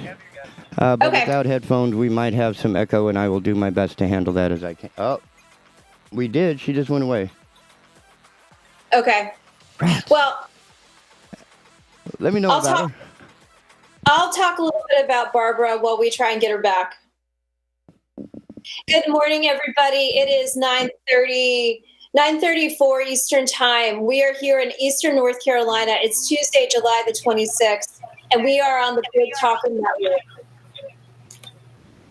And today and this morning, we have Barbara from Harlem. She is the author of Yeah, she doesn't have headphones, so I think we're going to have to go with telephone because the feedback is just going to be brutal. Yeah, it is. All right, so... Bibi, I'm not getting anything. Can you hear us at all, ma'am? Can you hear us, Barbara? Well, I'm not sure. Bibi! Hello. I don't know. It's the picture's here. Now, what's going on? They call me on the phone. I heard them on the phone. Good morning, Barbara. You with us? Barbara? Camera. No, I want the camera on. I don't know what to say. Hi, Barbara. Barbara, can you hear us? I can't hear a thing. You think I should, Can you hear us, Barbara? Hello, Chest. Well, it may end up being a phone call here in just a moment. I understand she's an educator from up in New York. What's going on here? Yeah, she is. So I'll say a little bit about, I think they're going to call you. Yep. I don't know what's going on here. Are they calling you? I'm not sure. They might be calling you because my system's not. No, they're not calling me. I heard the wrong phone ring, so I'm trying to call them. Okay. Well, you call them. You got their number. I'm going to go and talk a little bit about Barbara. I don't know what's going on here. Yeah, I think we have Miss Barbara on the phone now. Yes. Hey, Barbara, are you there? Yes, I'm here. Hey, Barbara, it's Edith. Welcome to the show. Well, thank you for having me. I really appreciate it. Oh, my pleasure. I love you, my friend. You are amazing, and I'm so glad to have you here. I did a quick intro about you being the author of Escaping the Racism of Low Expectations. It came out in 2018, and for all of you in the audience, we would love for you to go to Amazon and pick it up, put it right in your cart and pick it up and get it and read it. It is one of the best books out there. Barbara, we would love for you to talk a little bit about yourself. Tell us about the book and tell us about where you are and what you're doing right now. Well, my book was written because I felt that I needed to explain some of the things that go on in urban America because, excuse me, I am a product of urban America, and I am a registered Democrat. I'm very familiar with what goes on with the Democratic Party, with the Democratic club meetings, and I explained all of that in the book. I also have a segment in there when I went to college, what you're being taught when you go to a college in the urban area, and it probably happens in other areas also, where it's supposed to be an institution of higher learning, when it turns out to be an institution of propaganda. Right. So I think all of those subjects will be very interesting to people who wonder why in urban America we think like we think, we do what we do, and a lot of times we don't do things that are going to improve our lives because we've been so trained to not even look at what our representatives are doing, whether they are concerned about the general welfare of the people or not. We've been trained from the media to our politicians to even many of our churches to accept a mediocre lifestyle. So my book opens up the mystery, and it unlocks the things that are going on in urban America. And prayerfully, more Americans will read the book and understand we have a lot of work to do, because the bottom line, we're all Americans. And you know what prompted me to write that book was my God, my country, and my conscience. Those things needed to be exposed from someone who has lived it and knows what she's talking about, and that is me, Barbara from Harlem. For all of you out there who are just joining, we have Barbara from Harlem joining us on the show this morning. She is a dear friend. She is a book author. She is a speaker. She is a fearless woman leading the conservative conversations in New York City. She is fighting CRT. She is fighting on the front lines with her daughter and their radio show on Saturday afternoons called Our Urban Story. And Barbara, I'm just so grateful for what you are doing in our country. I am grateful for what you are doing as you go around and speak around the nation. Barbara, talk to us a little bit about the fight against CRT. I know that you and I and our paths crossed last year at the Jonathan Emord event. We had him on yesterday, and I'm so grateful that we met because of that powerful event. But tell me what you are doing to fight the CRT agenda. Well, every place I go, I'm trying to inform the parents of what a task they have ahead of them to protect their children from the lunacy that the CRT is trying to shove down their throats. I try to remind parents that they must stand up and remind these people who work in the school system that we pay their salaries. We pay for what for their livelihoods. And we demand that you not put this on our children. Our children don't need to be taught because of the color of their skin.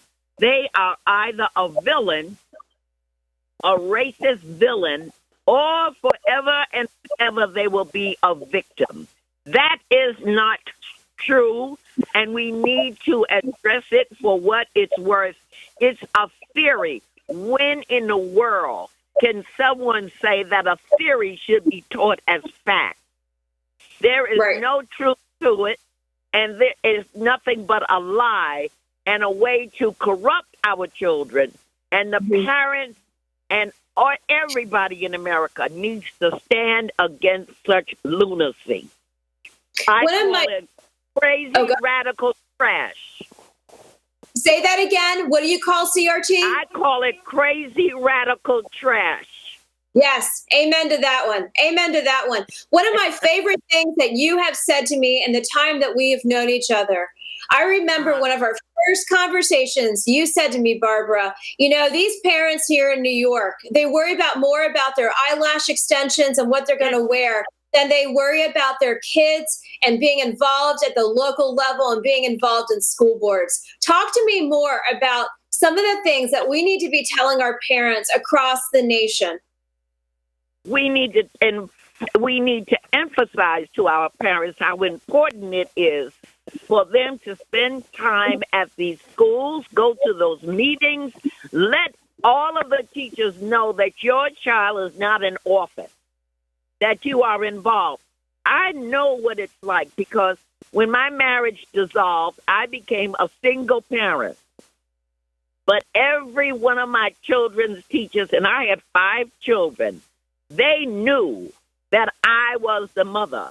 They knew that they had to be accountable to me because I let them know I pay your salary. I pay your salary because I work and I contribute to your pay. I let them know.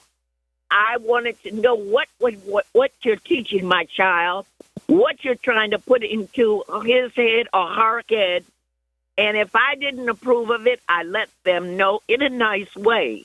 But I didn't stand for my children to be brainwashed, twisted, and made to feel like they were, we were in Florida at the time. I didn't want them to feel that they were subservient or beneath anyone, that they were created by God and in the image of God, and to stand up and to speak up because your mother was right there and I had your back.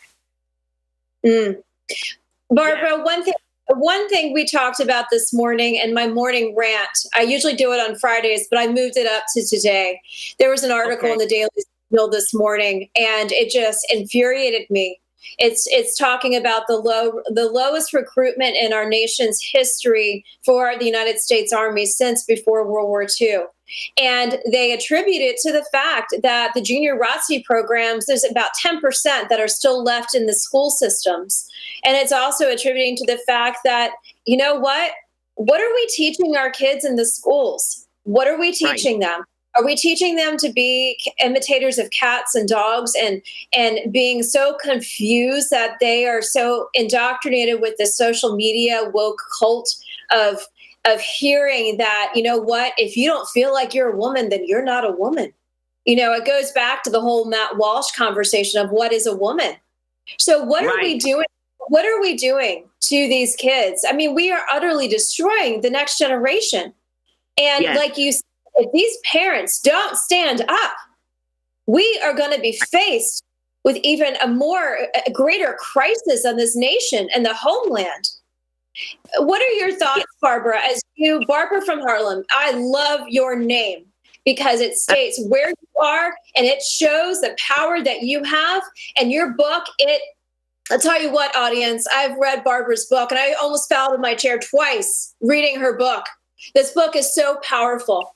Barbara, talk about your upbringing. Talk about what you saw in Florida. Talk about the shotgun. Talk about what you did. Oh, man, Barbara, you are a fearless woman of God. Share that, inspire, and teach our audience what we can do to better save our next generation.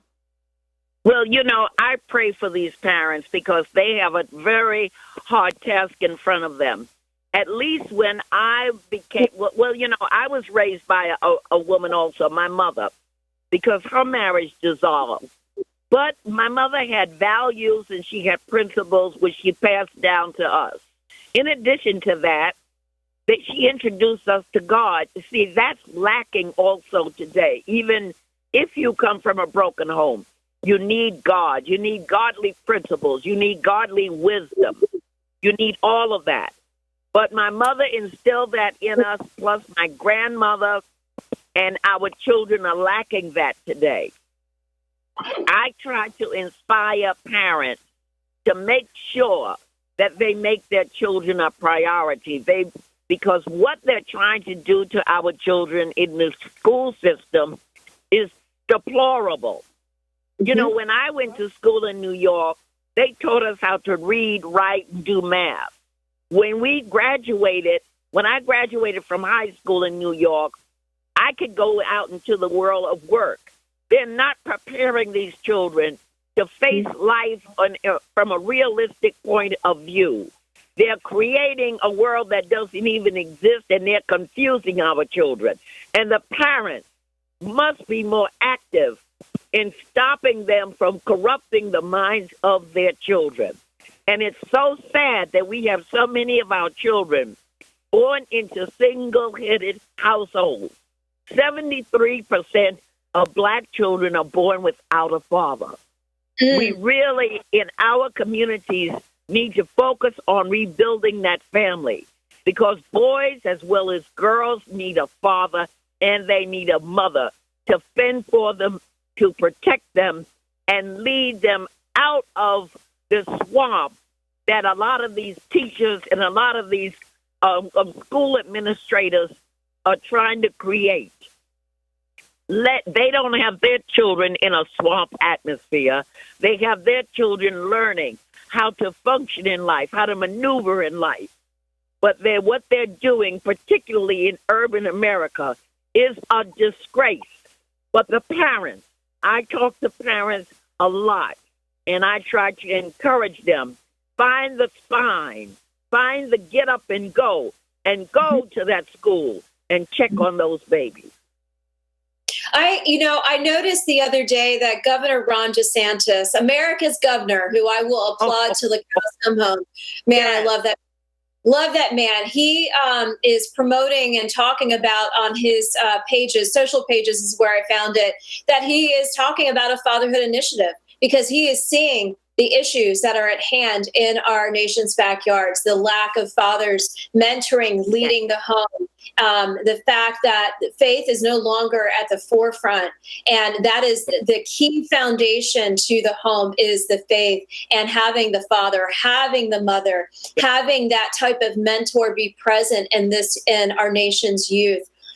Something else I've been noticing, I'm noticing with different groups around the nation that there are a lot of fatherhood mentoring initiatives popping up around the nation.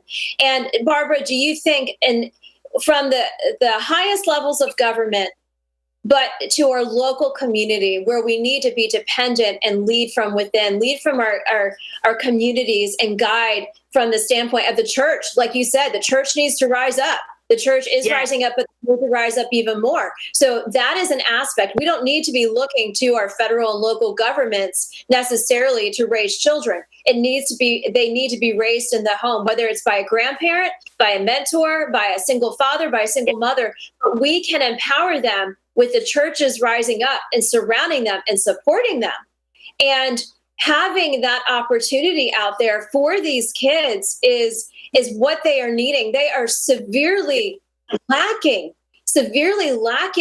and being able to even have conversational skills with people because they're on their phones all the time. That's right. And so going back to the school system, I want to talk a little bit about that. This is an ongoing conversation. And Barbara, you remember all the powerhouse of women that we were surrounded with at the eMort event to fight CRT and Loudoun County and Fairfax County and all around this nation. So let's talk a little bit about the constant indoctrination of the transgender and CRT agenda into the school systems, and where, as we as parents, as we as guardians, as we as grandparents, as mentors, where is it that we need to step up in this local space to prevent that from happening and prevent that from continuing on as it has already started to?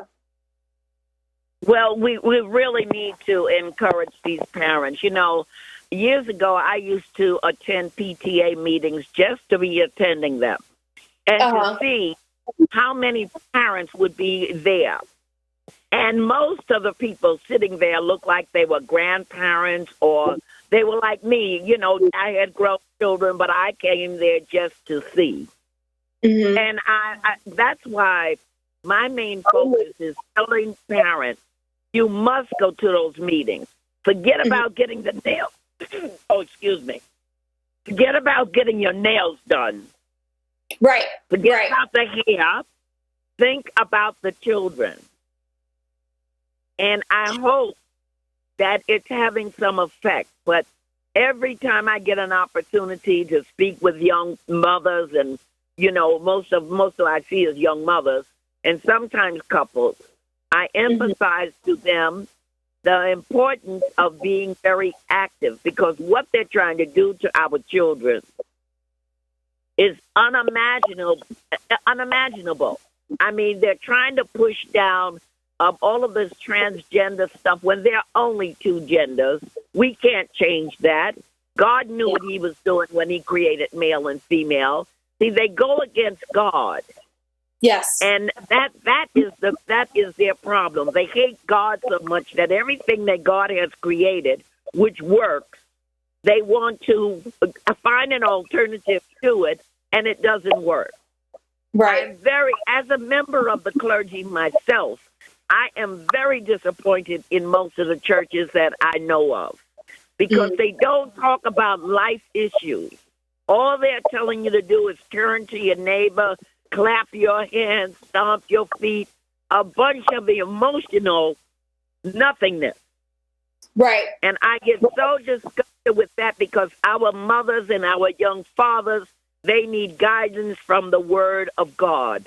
They need to learn how to apply the Word of God so they won't be so easily caught up in a lot of the propaganda, caught up in a lot of the misinformation that's out there, and even caught up in the fake news that they read when they open up a newspaper. Barbara, I am just in awe of everything that you have overcome and the power that you have from within, and we know where that comes from. And I just want to read really quickly because we're about almost out of time, but I want to just read really quickly the excerpt from your book on Amazon.com. For everybody out there, we have Barbara from Harlem. She is the author of Escaping the Racism of Low Expectations. You wrote, I was liberal by default. I asked no questions. I had no answers. I just pulled the lever to vote for Democrats as we were expected of me.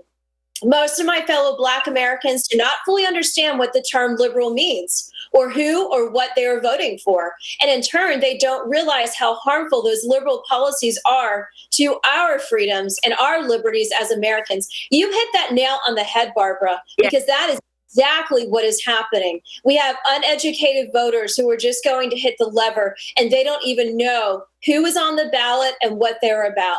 And that is very concerning. That's very concerning. Yes, it is. Yes, it is. It's very disturbing. You know, sometimes I talk to people when they're getting ready to vote or after they voted, you know, in particular when Kerry was running for president. And I said, you know, he believes in abortion and stuff. Well, if I had known that, I wouldn't have voted for him. You know, we don't take time to try to find out what is the platform. What do they believe in? Is it in line with what I believe in? So they get duped, they get fooled, and this has been going on for quite a while. And they vote for the same people over and over, and our communities deteriorate day by day by day by minute, I should say. And no concern, no mention about black on black crime, which is devastating in our community. No concern about the massive number of black babies that are aborted and not born. Yes. No concern and no mention of all of these children, 73% being born into single-headed households. They don't even mention it. Our churches have failed us by not teaching the word, by not letting people know that that word should be applied to daily living so that their lifestyle can be more enriched and they can be more productive in this country that we're in. With all of the opportunities here, no one has to be a victim, but they've been so conditioned. So what we do, my daughter and I do now, we go into different urban areas and we pass out the Constitution. We pass out the Bill of Rights. We pass out a Bible tract. We pass out things that explain what socialism is, because a lot of them don't hear those terms, don't know what those terms mean, and don't realize how dangerously close we are to some of those isms that eliminate God. Amen. Amen. Barbara from Harlem, we are out of time, but I'll tell you what, Barbara, we can find you at our Urban Story on Saturdays at 3 p.m. Eastern. Is that correct? That is correct. We live stream on Facebook. Okay. Yes. And I want to get you back as we head into the fall, as we head into this new school year. I want us to bring you and your daughter back, and we can talk about what you guys are doing on the city streets and how we can impact the culture for the greater good, and talking about our faith in the public square, because it is all about faith, family, and our freedoms. Yes, it is. Yes, it is. Thank you so much for having me. I really appreciate it. I'm sorry for the technical glitch, but we got through it anyway. We did. We love you, Barbara. Have a great day. Thank you. Love you too. God bless. Bye-bye now. Bye. And TK, how are you doing over there? That was pretty amazing. I know, she's pretty phenomenal. I love that woman to death.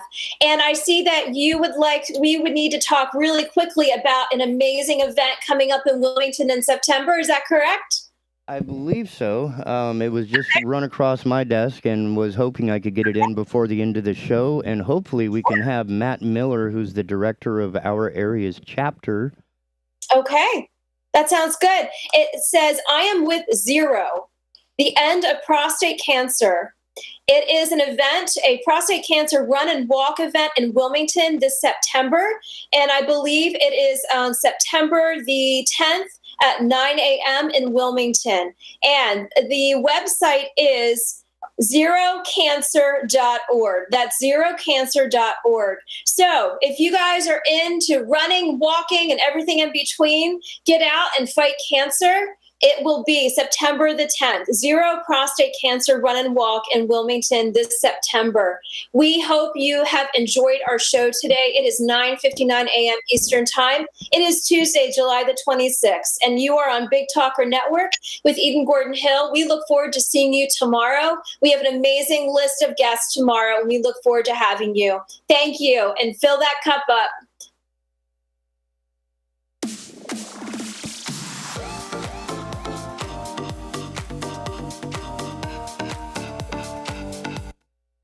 You're tuned in to the Big Talker Network, Wilmington, North Carolina's premier internet station for news and talk radio programming. Find us online at bigtalker.live.